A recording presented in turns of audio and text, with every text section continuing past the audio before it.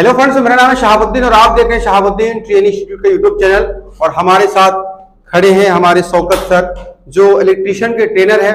और आज इनसे हम जानते हैं कि आज क्या हमारे स्टूडेंट को सिखाने वाले और क्या बताने वाले, कौन सा वायरिंग करने वाले हैं, उस सारी चीजें इनसे हम डिटेल में समझेंगे।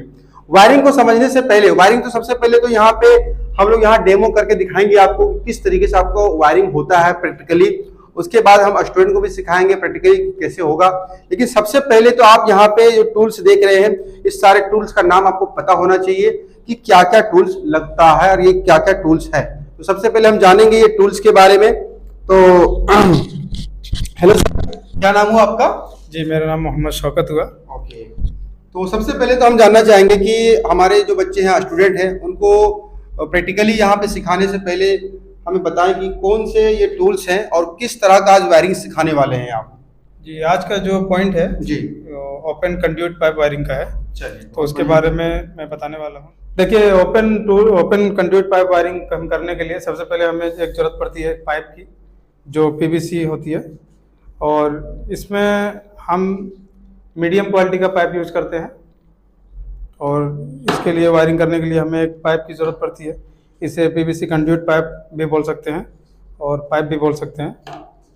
और इसके लिए एक बेंड की ज़रूरत पड़ती है, जो कहीं घुमाव की ज़रूरत होती है, उसको हम घुमाते हैं और इसके बेंड लगा के उसको हम वायर को मूव करने के लिए, है ना? ठीक है। और एक क्लैम्प की ज़रूरत पड़ती है वो पाइप को फिक्स करने के लिए। ये क्लैम्प ये 25 mm का है, इसको हम क्लैम्प हो गया आपका, है ना? और एक हमें सर्कुलर का जरूरत पड़ता है, पीवीसी क्या बोला था इसको? सर्कुलर बोलते हैं इसको।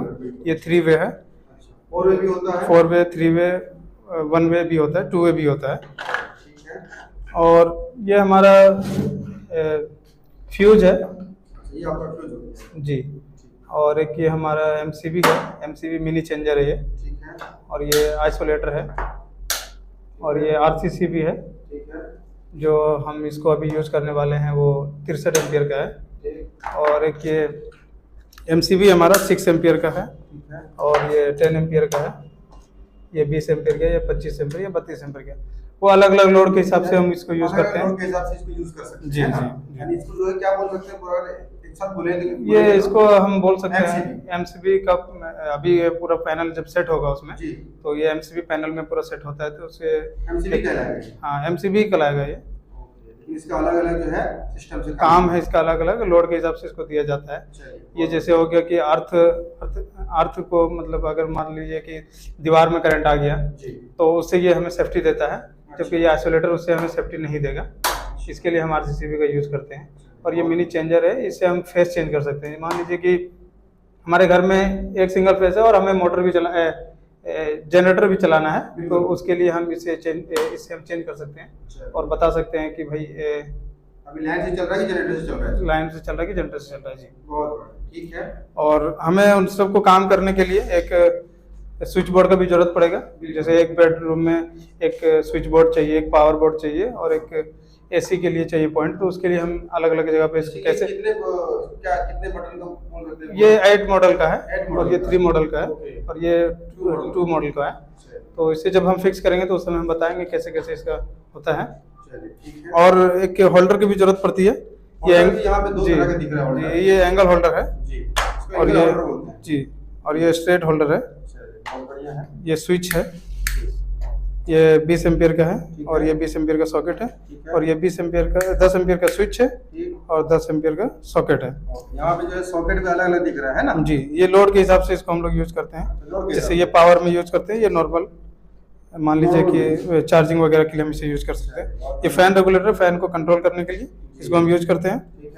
और ये ब्लैंक है, ये स्विच बोर्ड में अगर किसी जगह पे खाली हो गया तो इसे यूज कर सकते हैं हम वहाँ पे इसको लगा के। ये क्या है, इसके बारे में बता सकते हैं? ये एमसीबी बॉक्स है, जो अभी आपको हम एमसीबी दिखाएं, वो एमसीबी इसी में सेट होने वाला है। यानी कि ये जो एमसीबी है जी, वो सारा एमसीबी उसी में जाके इसी में सेट होगा। और ये फाइनल लुक आपको देखने मिलेगा जब हम इसको सेट करेंगे। चलिए, बहुत बढ़िया है।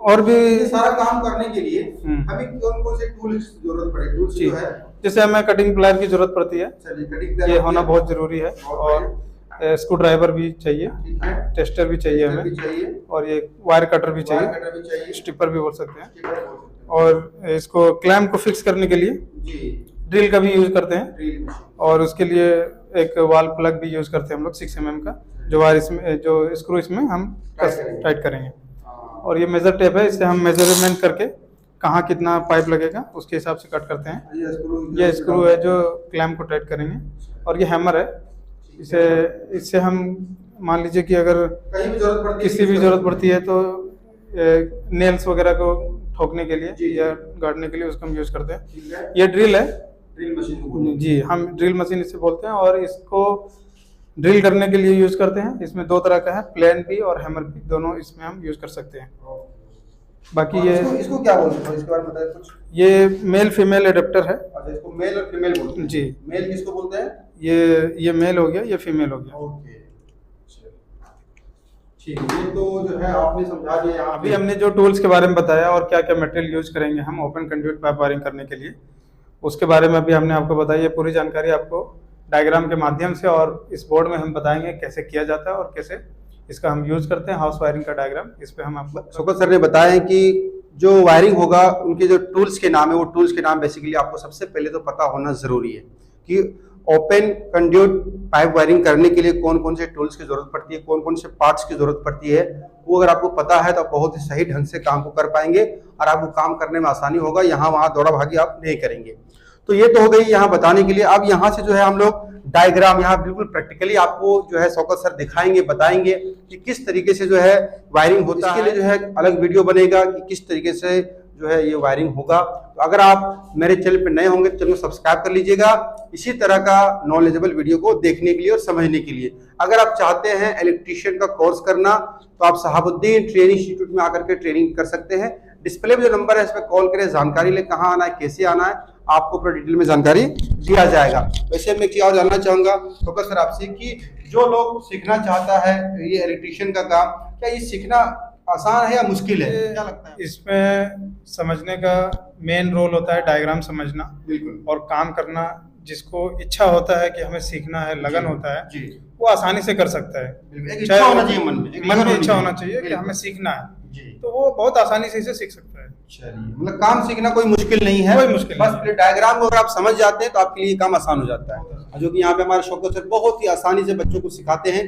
ये वीडियो को आप देख के समझ सकते हैं कि आप कितना आसानी से आप हर एक तरह से बोर्ड स्विच को बना करके आपको यहाँ दिखाएंगे और बताएंगे किस तरीके से यहाँ पे ट्रेनिंग दिया जाता है। अगर आप इंटरेस्टेड हैं, जुनून जज्बा जोश के साथ भी सीखना चाहते हैं तो आप मोस्ट वेलकम है। शहाबुद्दीन ट्रेनिंग इंस्टीट्यूट में आए और यहाँ से एक बेहतरीन टेक्नीशियन बन के जाएं और देश और विदेश में 100% जॉब पाएं।